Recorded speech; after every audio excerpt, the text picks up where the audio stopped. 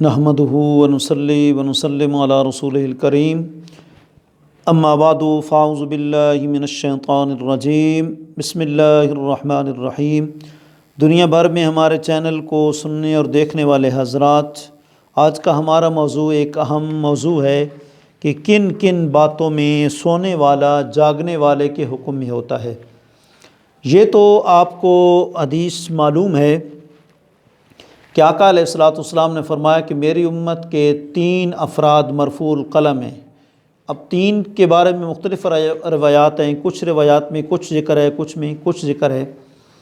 تو بہرحال مشہور یہ ہے کہ ایک چھوٹا بچہ، دوسرا مجنون پاگل اور تیسرا سونے والا۔ لیکن کچھ ایسی جزیات ہیں، فقہی جزیات ہیں کہ جو اس سے کیا ہیں، مستثنیٰ ہیں۔ یہ تو آپ کو پتہ ہے کہ استثناء کا ہر جگہ دروازہ کھلا ہوتا ہے، کہیں نہ کہیں استثناء ہوتا ہے یا عام مخصوص البات جو ہے وہ ہو جاتا ہے، جی لازمی ہوتا ہے۔ قرآن نے کہا ثم خلقنا النطفۃ علقۃ کہ ہم نے انسان کو نطفے سے پیدا کیا ہے، لیکن کچھ ایسی بھی مخلوق ہے جو نطفے کے بغیر جو ہے وہ پیدا ہوئی، حضرت آدم علیہ السلام دیکھ لیں وغیرہ وغیرہ۔ تو اسی طریقے سے 10 ایسی جزیات ہیں کہ جن میں سونے والا جاگنے والے کے حکم میں ہے۔ ان میں سے ایک یہ ہے کہ اگر کوئی، یہ تو آپ کو مسئلہ معلوم ہی ہے کہ روزے دار روزے کی حالت میں جو ہے کلی کرتا ہے، لیکن اس میں مبالغہ نہیں کرتا، کیونکہ خطرہ ہوتا ہے کہ پانی کہیں اس کے حلق میں نہ چلا جائے، کیونکہ اگر پانی حلق میں چلا جائے گا تو ظاہر بات ہے کہ روزہ فاسد ہو جائے گا۔ تو اسی طریقے سے ایک بندہ سویا ہوا تھا، اب پانی اس کے منہ میں ڈالا گیا، وہ حلق کے اندر جو ہے وہ چلا گیا، تو اس سے بھی اس کا روزہ فاسد ہو جائے گا۔ تو گویا یوں سونے والا جاگنے والے کے حکم میں ہو جائے گا۔ نمبر 2، ایک بندہ 9ویں ذو الحجہ کو یا 10ویں ذو الحجہ کو جو ہے جانور کے اوپر سوار تھا، اسی سواری کی حالت میں وہ عرفات سے گزر گیا، تو اس کا گویا کہ وہ عرفہ والا جو فرض ہے وقوف عرفہ وہ اس کا ادا ہو جائے گا۔ تو یہاں بھی سونے والا جاگنے والے کے حکم میں ہے۔ جاگنے والا اگر کہیں سے اونٹنی کے اوپر سوار ہو کر گزر گیا یا جہاز کے اوپر سوار ہو کر گزر گیا تو اس کا وہ فریضہ حج وقوف عرفہ جو ہے وہ ادا ہو جائے گا۔ اسی طریقے سے اگر ایک مطلب ہے کہ سوئی ہوئی عورت کے ساتھ کوئی بندہ جو ہے وہ ہم بستری کرتا ہے تو اس کا روزہ بھی چلا جائے گا، جیسے جاگتی ہوئی عورت کے ساتھ روزے کی حالت میں کوئی ہم بستری کرتا ہے تو اس کا روزہ فاسد ہو جاتا ہے۔ اسی طریقے سے اگر احرام کی حالت میں جو ہے ایک بندہ سو رہا اور کوئی اس کا بال مونڈ دے تو اس کا کفارہ جو ہے وہ واجب ہو جائے گا۔ اسی طریقے سے ایک بندہ جو ہے وہ کیا کہتے ہیں کہ سویا ہوا تھا اور وہ کسی سامان کے اوپر جو ہے وہ گر گیا، جی تو اس صورت میں وہ سامان ٹوٹ گیا تو اس پر ضمان جو ہے وہ واجب ہو جائے گی، جی ظاہری کے جاگنے والے کے حکم میں ہوگا۔ اس طریقے سے ایک بندہ احرام باندھے ہوئے سو رہا تھا تو اس حالت میں جو ہے کسی شکار پر گر گیا جس کے سبب وہ مر گیا، جی وہ شکار مر گیا تو اس کے اوپر بھی جو ہے وہ کفارہ لازم ہو جائے گا، جی۔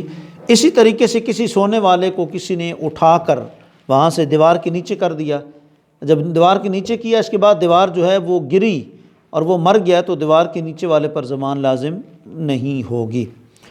اسی طریقے سے سونے والا جو آدمی ہے اس نے ایت سجدہ تلاوت کی اور اس کے پاس جو بندہ تھا اس نے سن لی تو اس صورت میں اس پر بھی جو ہے وہ سجدہ تلاوت جو ہے وہ لازم ہو جائے گا۔ سجدہ یہ ذہن میں رکھیں، ذرا یہاں ضمناً بات عرض کر دوں کہ اکثر ہمارے بھائی بہنیں سجدہ تلاوت کرنے کا ان کو طریقہ نہیں آتا۔ قرآن کی تلاوت کرتے ہیں، اس میں 14 سجدات ہیں لیکن ان کا طریقہ نہیں آتا۔ اس کا طریقہ جو فتاوی فیض الرسول میں قبلہ مفتی جلال الدین احمدی فقیہ ملت رحمۃ اللہ تعالی علیہ نے ذکر فرمایا، وہ یہ ہے کہ کھڑا ہے بندہ تو کھڑے ہو کر جو ہے وہ کیا کرے، اللہ اکبر کر کے سجدے میں چلا جائے اور 3 مرتبہ تسبیح پڑھے، سبحان ربی الاعلیٰ سبحان ربی الاعلیٰ سبحان ربی الاعلیٰ۔ اس کے بعد یہ دعا پڑھ لے، اللہم اجعل هذه سجدۃ التلاوۃ ذخرا فی یوم القیامۃ ونورا علی الصراط۔ اے اللہ اس سجدہ تلاوت کو میرے لیے بروز قیامت کا ذخیرہ بنا دے اور پل صراط پر اس کو روشنیوں کا اور کیا کہتے ہیں کہ لائٹوں کا ذریعہ بنا دے۔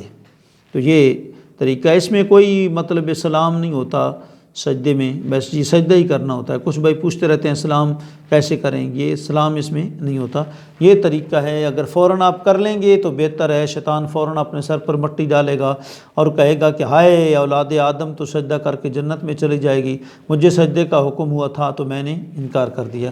تو بہرحال اس چیز کا بھی خاص جو ہے خیال رکھنا چاہیے۔ تو سونے والے نے آیت سجدہ تلاوت کی، جسے کسی شخص نے سن لیا تو اس پر بھی سجدہ تلاوت واجب ہوگا، جیسا کہ جاگنے والے نے تلاوت کی اور کسی نے اس کی تلاوت کو سن لیا، آیت سجدہ اس نے پڑھی اور دوسرے نے سماعت کر لی تو اس پر جو ہے وہ سجدہ لازم ہو جائے گا، کیونکہ یہ سجدہ تلاوت کا سبب سماعت ہے۔ جب اس نے سن لیا تو اس صورت میں سجدہ صاحب لازم ہو گیا۔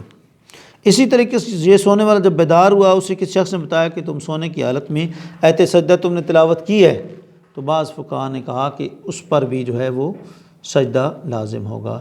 تو یہ جزیات تھیں 10 کہ جن کا حکم نیند والے کا جہاں حکم جاگنے والے کے جو ہے وہ برابر ہے۔ یہ 10 جزیات فقہاء کرام نے ذکر